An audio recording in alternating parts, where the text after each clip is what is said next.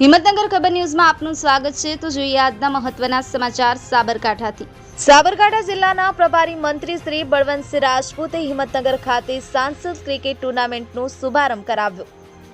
સાબરકાંઠા જિલ્લામાં ઉદ્યોગ, લઘુ, સૂક્ષ્મ અને મધ્યમ ઉદ્યોગ, કુટીર, ખાદી અને ગ્રામ ઉદ્યોગ, નાગરિક ઉડ્ડયન, શ્રમ અને રોજગાર અને જિલ્લા પ્રભારી મંત્રી શ્રી બળવંતસિંહ રાજપૂતે the Galaxy sports club cricket ground Himmatnagar ખાતે સાબરકાંઠા અરવલ્લી ક્રિકેટ એસોસિએશન દ્વારા આયોજિત સાંસદ ક્રિકેટ ટુર્નામેન્ટનો શુભારંભ કરાવ્યો હતો। સાબરકાંઠા અરવલ્લીના ક્રિકેટ પ્રેમીઓ તેમજ યુવાનો માટે સાબરકાંઠા અરવલ્લી ક્રિકેટ એસોસિએશન દ્વારા સૌપ્રથમ વખત સાંસદ ક્રિકેટ ટુર્નામેન્ટનું આયોજન થઈ રહ્યું છે, જેનું પ્રભારી મંત્રી શ્રી બળવંતસિંહ રાજપૂતે ઉદ્ઘાટન કરાવી રમતવીરોમાં ઉત્સાહ વધાર્યો હતો।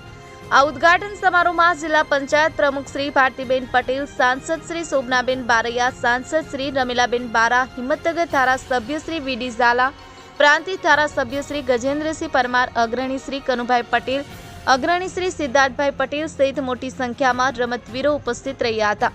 હિંમતનગર ખબર ન્યૂઝ રમેશ સત્યની સાથે આપની આસપાસ બનતી ઘટનાના સમાચાર જોવા માટે હિંમતનગર ખબર ન્યૂઝને લાઇક કરો, શેર કરો, ચેનલને સબસ્ક્રાઇબ કરો અને હા, બાજુમાં આપેલ બેલ આઇકોન દબાવવાનું ભૂલશો નહીં।